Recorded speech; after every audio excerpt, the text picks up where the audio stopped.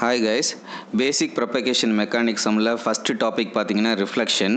So ஒரு wave form வந்து ஒரு பிளேஸ்லேருந்து இன்னொரு பிளேஸுக்கு ப்ரொபகேட் ஆகுதுன்னா பிகாஸ் ஆஃப் 3 ரீசன்ஸ். அது பார்த்தீங்கன்னா ஒன்று வந்து ரிஃப்ளெக்ஷன், இன்னொன்று வந்து டைஃப்ராக்ஷன், அனதர் ஒன் வந்து ஸ்கேட்டரிங். ஸோ இப்போ நான் ரிஃப்ளெக்ஷனை பற்றி எக்ஸ்பிளைன் பண்ண போகிறேன். ஸோ ரிஃப்ளெக்ஷன் வந்து எப்போ அக்கர் ஆகும் அப்படின்னு பார்த்தீங்கன்னா, ஒரு வேவ் ஃபார்மோட வேவ் லென்த் அது ஒரு அதை விட அதிகமாக இருக்க டைமென்ஷனில் இருக்க ஒரு ஆப்ஜெக்ட் மேலே பட்டுச்சுன்னா ரிஃப்ளெக்ட் ஆகும்.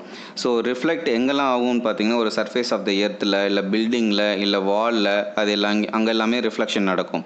ஒரு best example, take one ball. அது வந்து ஒரு வால் மேலே த்ரோ பண்ணுறீங்கன்னா, ஸ்லோவாக எறிஞ்சிங்க அப்படின்னா அந்த பாலும் ஸ்லோவாக வந்து ரிஃப்ளெக்ட் பண்ணும். அதே இது ஃபாஸ்ட்டாக எரிஞ்சோன்னா அந்த ரிஃப்ளெக்ஷன் வந்து அதே மாதிரி ஃபாஸ்ட்டாக இருக்கும். ஸோ இதை வச்சுட்டு தான் ஸ்னெல்ஸுங்கிறவர் வந்து ஒரு லா கண்டுபிடிச்சார். So if any rays are entering to one medium to another medium, rarer medium to denser medium போச்சுன்னா some rays will be reflected, some rays will be refracted அப்படிங்கிறத வந்து கண்டுபிடிச்சார். ஸோ ஃப்ரெஷ்னல் ரிஃப்ளெக்ஷன் கோஃபிஷியன்ட், இந்த reflection எல்லாமே short டூரேஷனில் நடக்கும். அதனால் ஃப்ரெஷ்னல் reflection coefficient பேராமீட்டர்னு ஒன்று எடுக்கிறாங்க. அதை வச்சுட்டு என்ன கண்டுபிடிக்கிறாங்கன்னா, எலக்ட்ரிக் ஃபீல்டு இன்டென்சிட்டி, அந்த ரிஃப்ளெக்ட் ஆனதுனால அந்த வேவ் ஃபார்மோட எலக்ட்ரிக் ஃபீல்டு இன்டென்சிட்டி அது என்னன்னு தான் கண்டுபிடிக்கிறாங்க. ஸோ நான் எப்படி வந்து பாலை வந்து ஸ்லோவாக எறியும் போது ஸ்லோவாக ரிஃப்ளெக்ட் பண்ணுச்சோ, ஃபாஸ்ட்டாக எறியும் போது ஃபாஸ்ட்டாக ரிஃப்ளெக்ட் பண்ணதோ, அதுக்கேற்ற மாதிரி இந்த ஃப்ரெஷ்னல் ரிஃப்ளெக்ஷன் கோஃபிஷியன்ட் எதெல்லாம் டிபெண்ட் பண்ணி இருக்கும் அப்படின்னு பார்த்தோம்னா, மெட்டீரியலோட ப்ராப்பர்ட்டி, அதுக்கப்புறம் வேவோட போலரைசேஷன், ஆங்கிள் ஆஃப் எந்த ஆங்கிளை நான் வந்து அந்த வேவை வந்து டிரான்ஸ்மிட் பண்ணுறேன், ஆங்கிள் ஆஃப் இன்சிடென்ஸ், அண்ட் என்ன ஃப்ரீக்வன்சி யூஸ் பண்ணுறேன். ஃபார் எக்ஸாம்பிள், ஒரு வேவ் ஃபார்ம் எடுத்தோன்னா அதில் வந்து ஃப்ரீக்வன்சி, ஆம்பிளிட்யூட், ஃபேஸ் எல்லாமே இருக்கும். அது ஒரு ஆப்ஜெக்ட் மேலே படும்போது based on the phase, based on the amplitude, based on the frequency it's going to change. அதே மாதிரி இந்த ஃப்ரெஷ்னல் ரிஃப்ளெக்ஷன் கோஃபிஷியன்ட் இந்த பேராமீட்டரை டிபெண்ட் பண்ணி தான் அது வந்து சேஞ்ச் ஆக போகுது. ஸோ ரிஃப்ளெக்ஷன் வந்து டைஎலக்ட்ரிக்லேயே நடக்கலாம், இல்லை இன்சுலேட்டர்லேயே நடக்கலாம். இன்சுலேட்டரில் it's not going to reflect back, எதுவுமே நடக்காது. ஒரு டைஎலக்ட்ரிக்கில் இருக்கும்போது partial wave will be reflected, some rays will be refracted. ஸ்னெல்ஸுங்கிறவர் தான் ஒரு லா கண்டுபிடிச்சார்.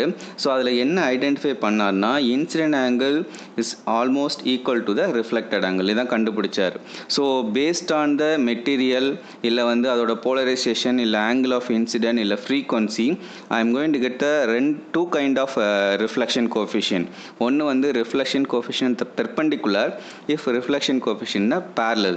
ஸோ அதுக்கு ரெண்டு ஃபார்முலா இருக்குது. ஸோ இந்த ஃபார்முலா பார்த்துக்கோங்க. ஸோ அதுக்கப்புறம் ப்ரூஸ்டர் ஆங்கிள்னு ஒன்று கண்டுபிடிக்கிறாங்க. ஸோ ப்ரூஸ்டர் ஆங்கிள்னா என்னென்னா, ஸோ ஒரு ஆரிஜின் ஆஃப் மீடியமில் there is no reflection take place. ஓகேவா? எந்த பிளேஸில் வந்து ரிஃப்ளெக்ஷன் அக்கர் ஆகலையோ அந்த பிளேஸுக்கு பேர் வந்து, அந்த ஆங்கிளுக்கு பேர் ப்ரூஸ்டர் ஆங்கிள். அந்த பிளேஸில் ரிஃப்ளெக்ஷன் கோஃபிஷியண்டோட வேல்யூவும் பார்த்தீங்கன்னா 0வாக இருக்கும். ஸோ அதை எப்படி கண்டுபிடிக்கலாம், எந்த ஆங்கிளில் வந்து எனக்கு வந்து ரிஃப்ளெக்ஷன் அக்கர் ஆகான்னு கண்டுபிடிக்கிறதுக்கு ஒரு ஃபார்முலா வச்சுருக்காங்க related with permittivity. So sin theta that is equal to root of permittivity divided by permittivity 1 plus permittivity 2, அதை வச்சுட்டு கண்டுபிடிக்கிறாங்க. ஸோ இது ஒரு பெர்ஃபெக்ட் கண்டக்டரில் ரிஃப்ளெக்ஷன் அக்கர் ஆகுது அப்படின்னா இன்சிடென்ட் ஆங்கிளும் ரிஃப்ளெக்டட் ஆங்கிளும் சேமாக இருக்கும். ஸோ இன்சிடென்டோட எலக்ட்ரிக் ஃபீல்டும் ரிஃப்ளெக்டோட எலக்ட்ரிக் ஃபீல்டும் சேமாக இருக்கும். ஸோ இதில் இந்த டாப்பிக்கில் ஒரு எம்சிக்யூ கொஸ்டின் கேட்கலாம் அப்படின்னு கேட்டால் எந்த கொஸ்டின்லாம் கேட்கலான்னா, ப்ரூஸ்டர் ஆங்கிள்னால் எதை டிபெண்ட் பண்ணியிருக்கும். ஸோ ப்ரூஸ்டர் ஆங்கிள்னால் ஆல்ரெடி சொல்லியாச்சு, the angle at which no reflection take place. At that time reflection coefficient value is 0. அது ரொம்ப இம்பார்ட்டன்ட். ஸோ இங்கே ஃபஸ்ட்டு கொஸ்டின் பார்த்தீங்கன்னா, no reflection take place at the medium, reflection coefficient is 0. So இந்த வேர்டை நீங்கள் miss பண்ணிட்டீங்க அப்படின்னா, so அப்போ ரெண்டுமே கரெக்டு. அப்போ both A and B are the correct answers. So ஏதாவது ஒரு பாயிண்ட்டை மிஸ் பண்ணிங்கன்னா you lose the mark. அடுத்த கொஸ்டின் பார்த்தோன்னா, ஃப்ரெஷ்னல் கோஎஃபிஷியன்ட் எதெல்லாம் டிபெண்ட் பண்ணியிருக்கும், போலரைசேஷன், மெட்டீரியல், அந்த ஆங்கிள் ஆஃப் இன்சிடென்ட், இது எல்லாத்தையுமே டிபெண்ட் பண்ணியிருக்கும் தான் பார்த்தோம். So all the 3 are correct.